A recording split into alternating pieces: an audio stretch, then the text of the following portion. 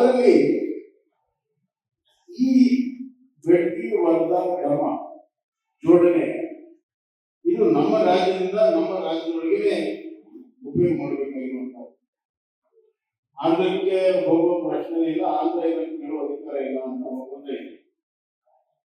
ಇದು ಆಂಧ್ರಕ್ಕೆ ಹೋಗಬಾರ್ದು ಅನ್ನೋ ಕಾರಣದಿಂದಲೇ ಆಂಧ್ರಕ್ಕೆ ಗೋದಾವರಿಗೆ ಅಲ್ಲಿ ಕೂಲಾರ ಮುಖಾಂತರ ನೀರು ಕೊಡ್ತಾರೆ. ಹೀಗಾಗಿ ಅಂತಾರಾಜ್ಯ ನದಿಯ ಹಂಚಿಕೆ ಇದರಲ್ಲಿ ಆಗಲ್ಲ. ನಮ್ಮ ಪಾಲಿನ ಈ ಗೋದಾವರಿ, ಮಹಾನದಿ, ಕಾವೇರಿ, ಕೃಷ್ಣ ಹಂಚಿಕೆಯಲ್ಲಿ ನಮಗೇನು ಇಲ್ಲಿ ನಾವು ಹೆಚ್ಚುವರಿಯನ್ನ ಯಾವ್ದಾದ್ರು ಯೋಜನೆ ಪಡ್ಕೊಂಡ್ರೆ ಅದು ಆಂಧ್ರಕ್ಕೆ ಬಂದರೆ ನಮ್ಮ ಪಾಲಿನ ಕೊರತೆಯನ್ನ ನೀಗಿಸ್ದಂಗೆ ಆಗುತ್ತದೆ. ಹೀಗಾಗಿ ಆಂಧ್ರಕ್ಕೆ ಕೊಡುವಂತದ್ದು ಲಾಭಕ್ಕೆ ಈ ತರದ ಒಂದು ಕ್ಯಾಲ್ಕುಲೇಷನ್ ಅನ್ನ ಮಾಡಿ ಇವತ್ತು ಅದಕ್ಕೆ ರೂಪುರೇಷೆಯನ್ನು ಕೊಟ್ಟಿದ್ದಾರೆ. ಇವತ್ತು ಕಾವೇರಿ ನಮ್ಮ ರಾಜ್ಯದಲ್ಲಿ ಹುಟ್ಟಿದೆ. ತಮಿಳುನಾಡು ಅಂತ ಹೇಳ್ತಾ ಇದ್ದಾರೆ. ದೊಡ್ಡ ಕೇಸ್ ಆಯ್ತು, 50 ವರ್ಷ ಕೇಸ್ ಆಯ್ತು. ಸ್ವತಂತ್ರ ಪೂರ್ವದಿಂದಲೇ 2012ರಲ್ಲಿ ಅದಕ್ಕೆ ಒಂದು ಜಜ್ಮೆಂಟ್ ಬಂತು. 2014ರಲ್ಲಿ ನೋಟಿಫಿಕೇಶನ್ ಆಯ್ತು. ಆ ನೀರು ಕೊಡ್ಬೇಕಾಗ್ತದೆ. ನಾವು 730 ಕೋಟಿ ನೀರು ಕೊಡ್ತೀವಿ. ನಮ್ಮ ಊರಾಗ ಹುಟ್ಟಿದೆ, ನಮ್ಮ ರಾಜ್ಯ ಹುಟ್ಟಿದೆ, ನಾವು ಕೊಡೋಲ್ಲ ಅನ್ನೋದು ನದಿ ಹರಿತದೆ. ಅತಿ ಹೆಚ್ಚು ಮಳೆ ಅಂದ್ರೆ ಎಲ್ಲ ಕಡೆ ಪ್ರವಾಹ ಆಗ್ತದೆ. ನಿಸರ್ಗ ತಂದೆ ಅದು ಬ್ಯಾಲೆನ್ಸ್ ಮಾಡ್ತಾರೆ. ಇವತ್ತು ಅವರು ನಮ್ಮ ಸೋದರು, ಅವ್ರ ಬಗ್ಗೆ ನನಗೆ ಬಹಳ ಗೌರವ ಭಾವನೆ ಇದೆ. ಆದ್ರೆ ಆ ನದಿಯ ನೀರನ್ನ ಹಿಡ್ಕೊಳ್ಳಕ್ ಸಾಧ್ಯನಾ? ಅವರು ಅಷ್ಟೇ ಪೂರ್ಣ ಉಪಯೋಗ ಮಾಡಕ್ ಸಾಧ್ಯನಾ? ವರ್ಧಾದಲ್ಲಿ 160 TMC ನೀರು, ವರ್ಧಾದಲ್ಲಿ 160 TMC ನೀರು. ಹೋಗಿ ಯಾವ್ದಾದ್ರು ಅಂತ ದೊಡ್ಡ ಯೋಜನೆ ಇದೆ, ಆ ಯೋಜನೆಗೆ ತೊಂದರೆ ಆಗುತ್ತಾ? ಇಲ್ಲ, ಯಾವುದೇ ಯೋಜನೆ ಇಲ್ಲ, ಅವ್ರ ತೊಂದರೆನೂ ಆಗೋದಿಲ್ಲ. ನಾವು ಎಷ್ಟು ನೀರನ್ನ ತಗೊಳ್ತೀವಿ? ನಾವು ತಗೊಳ್ಳೋದು ಮಳೆಗಾಲದಲ್ಲಿ, ಬೇಸಿಗೆ ಕಾಲದಲ್ಲಿ ತಗೊಳ್ಳೋದು. ಈಗಿರುವಂತ ಫಿಸಿಬಲ್ ರಿಪೋರ್ಟ್ ನಾನು ಹೇಳ್ತಾ ಇರೋದು, ನಾನು ಹೇಳ್ತಾ ಇಲ್ಲ, ಫಿಸಿಬಲ್ ರಿಪೋರ್ಟ್ ಏನಿದೆ ಹೇಳ್ತೇನೆ. ಎಷ್ಟು ತಗೊಳ್ತೀವಿ ಮಳೆಗಾಲದಲ್ಲಿ? 10%, 8ರಿಂದ 10%. ಅಷ್ಟು ಮಾತ್ರ ನೀರನ್ನು ನಾವು ತಗೊಳ್ತೀವಿ.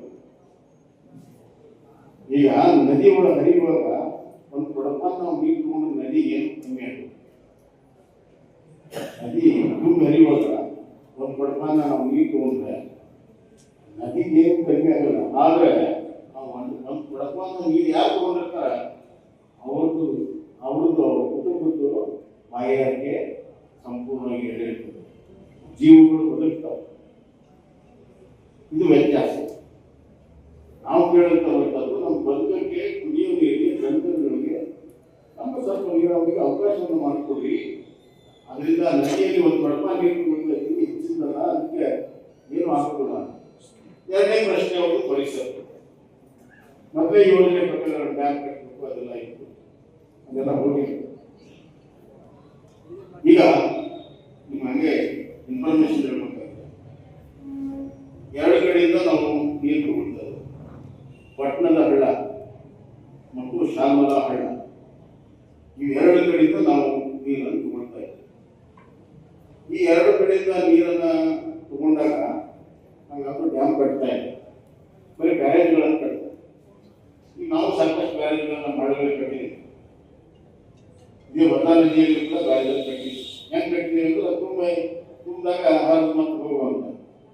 ಅದು ಕೂಡ ನದಿ ಪಾತ್ರದಿಂದ ಹೊರಗಡೆ ನೀರು ನಿಲ್ಲುವಂತಹ ವ್ಯವಸ್ಥೆಯನ್ನ ನದಿ ಪಾತ್ರದ ಒಳಗಡೆನೆ ನೀರನ್ನು ಹಿಡ್ಕೊಂಡು ಅಲ್ಲಿ ಲಿಫ್ಟ್ ಮಾಡುವಂತ ಕೆಲಸ ನಾವು ಮಾಡ್ತೀವಿ. ಅಂದ್ರೆ ಪರಿಸರಕ್ಕೆ ಹಾನಿ ಆಗುದಿಲ್ಲ, ಬಹಳಷ್ಟಿಗೆ ಹಾನಿ ಆಗುದಿಲ್ಲ. ಎಲ್ಲರೂ ಒಂದು 5 ಹೆಕ್ಟರ್, 10 ಹೆಕ್ಟರ್, 12 ಹೆಕ್ಟರ್ ಹೆಚ್ಚು ಕಮ್ಮಿ ಆದರೂ ಕೂಡ ಅದು ಕಂಪಲ್ಸರಿ ಫಾರೆಸ್ಟ್ ಕೊಡುವಂತ ಅವಕಾಶ ಫಾರೆಸ್ಟ್ ಆಕ್ಟ್ ಇದೆ. ನಾವೆಲ್ಲ ಯೋಜನೆಗಳನ್ನು ಮಾಡಿದ್ವಿ. ಆಲ್ಮಟ್ಟಿಯಿಂದ ಹಿಡಿದು ನಾರಾಯಣಪುರದಿಂದ ಹಿಡಿದು ಅಲ್ಲಿ ಏನಾದರೂ ಅದು ಕಂಪಲ್ಸರಿ ಫಾರೆಸ್ಟ್ ಕೊಡ್ತೀವಿ. ಇಲ್ಲಿ ಡ್ಯಾಮನ್ನು ನಾವು ಕಟ್ಟೋದಿಲ್ಲ. ಏನು ಸ್ವಲ್ಪ ಆದರೂ ಕೂಡ ಅದನ್ನ ಕಂಪಲ್ಸರಿ ಕನೆಕ್ಷನ್ ಕೊಡೋಕ್ಕೆ ಸಾಧ್ಯತೆ ಇದೆ. ಮತ್ತು ಎರಡನೇದಾಗಿ ನಾವು ಇದನ್ನ ಮುಕ್ತವಾಗಿ ಬೇಕು. DPR ಆಗಲಿ, DPR ಆದಾಗ ಏನಾದ್ರು ಅಲ್ಲಿ ಪರಿಸರದ ಬಂದ್ರೆ ಹೆಂಗಿದ್ರು ಹೇರಿಕೆ ಮಾಡಿ ಮಾಡ್ತಾರೆ. ಅವ್ರ ಅಧ್ಯಕ್ಷರು ಇದ್ರೆ ಅವುಗಳನ್ನ ತಜ್ಞರು ತೀರ್ಮಾನ ಮಾಡಿ, ನಾವು ತೀರ್ಮಾನ ಮಾಡಕ್ಕೆ ತಜ್ಞರು ತೀರ್ಮಾನ ಮಾಡಲಿ. ಅದಕ್ಕೇನಾದ್ರು ಪರಿಹಾರವನ್ನು ಮಾಡುವಂತ ಕೆಲಸ ಆಗ್ತದೆ. ಆದರೆ ಈ ರಾಜ್ಯದ ಒಂದು ದೊಡ್ಡ ನದಿ ಪಾತ್ರದ ಸುತ್ತಲಿರುವಂತಹ ಜನರ ಜೀವನವನ್ನ ಬದುಕನ್ನ ನಾವು ಇವತ್ತು ಅಡೆಯಲು ಸಾಧ್ಯ ಇಲ್ಲ. ಇದು ಯಾವ ಯೋಜನೆಯೂ ಆಗ್ತಿರ್ಲಿಲ್ಲ, ಯಾವ ಯೋಜನೆಯೂ ಆಗ್ತಿರ್ಲಿಲ್ಲ. ಮಹಾಪ್ರಭುನ ಆಗ್ತಿದ್ದಿಲ್ಲ, ಘಟಪ್ರಭುನ ಆಗ್ತಿದ್ದಿಲ್ಲ, ಕೃಷ್ಣ ಆಗ್ತಿದ್ದಿಲ್ಲ, ಕೃಷ್ಣ ಆಗ್ತಿದ್ದಿಲ್ಲ. ಈಗ ಅಪ್ಪತ್ತುಂಗ ಆಗಿದೆ. ಅಪ್ಪತ್ತುಂಗ ಡ್ಯಾಮ್ ಆಗಿದೆ, ಶಿವಮೊಗ್ಗದಲ್ಲಿದೆ. ನಮಗೂ ನೀರು ಬಂದಿದೆ. ಈಗ ನಮ್ಗೆ ನೀರು ಬಂದಿದೆಯಲ್ಲ, ಎಲ್ಲಿ ಎತ್ತರ ಪ್ರದೇಶದಲ್ಲಿ ಎಲ್ಲಿ ನೀರಿಲ್ಲ, ಈ ಹೊಸ ತಂತ್ರಜ್ಞಾನ ಬಂದಿದೆ, ನೀರು ಬಂದಿದ್ದಾನೆ, ಅದು ಬಳಕೆ ಮಾಡ್ತಾ ಇದ್ದೀವಿ. ಈ ನಮ್ಮ ಜಿಲ್ಲೆಯಲ್ಲಿ ಎಷ್ಟು ಟ್ರೀಟ್ ಮಾಡಿದ್ದೀವಿ. ಬ್ಯಾಡಗಿ ತಾಲೂಕಲ್ಲಿ ಆಗಿದೆ, ಹಿರೇಕೆರೆ ತಾಲೂಕಲ್ಲಿ ಆಗಿದೆ, ಈ ಕಡೆ ಹಾನಗಲ್ ಆಗಿದೆ, ಚಿಕ್ಕಮಗಳೂರು ಆಗಿದೆ, ಎಲ್ಲ ಕಡೆ ಆಗಿದೆ. ಆ ಎಲ್ಲ ಲಿಫ್ಟ್ ನಾವು ಅವಲಂಬಿತವಾಗಿರುವಂಥದ್ದು ವರ್ಧಾ ನದಿ. ನಮ್ಮ ಜಲಜೀವನ ಮಿಷನ್ ಎಲ್ಲ ಮಿಷನ್ಗಳು ಬಹುತೇಕವಾಗಿ ತುಂಗಭದ್ರಾ ನದಿ ಪಾತ್ರದಲ್ಲಿ ಇದ್ದೇವೆ ಮತ್ತು ವರ್ಧಾ ನದಿ ಪಾತ್ರದಲ್ಲಿ ಇದ್ದೇವೆ. ಕುಡಿಯುವ ನೀರಿನ ಯೋಜನೆ ಈಗ ಬಹುಗ್ರಾಮ ಎಲ್ಲ ಗ್ರಾಮ ಪ್ರತಿಯೊಂದು ಹಳ್ಳಿಗೆ ನೀರು ಕೊಡ್ತಾ ಇದ್ದೇವೆ. ಅದು ವರ್ಧಾ ನದಿ ಮತ್ತು ತುಂಗಭದ್ರಾ ನದಿ ಮೇಲೆ ಅವಲಂಬಿತವಾಗಿದ್ದಾವೆ. ಅದಕ್ಕಾಗಿ ನಾನೇನು ಹೇಳ್ತಾ ಇದ್ದೀನಿ, ಬಹಳ ಜನ ನಮ್ಗೇನು ಸಂಬಂಧ, ರಾಜಕಾರಣಿಗಳು ರಾಜಕಾರಣ ಸಭೆ ಮಾಡತ್ತಾರ, ನಮ್ಗೇನು ಸಂಬಂಧ ಅಂತ ತಿಳ್ಕೊಬೇಕು. ನಿಮ್ಮ ಊರಿಗೆ, ನಿಮ್ಮ ಮನೆಗೆ ನಳದಲ್ಲಿ ನೀರು ಬರುವಂಥದ್ದಕ್ಕೆ ಈ ಮುಂದಿನ ಭವಿಷ್ಯ ತೀರ್ಮಾನ ಮಾಡೋದು ಬೆಳಕಿ ಮಾಡೋದು.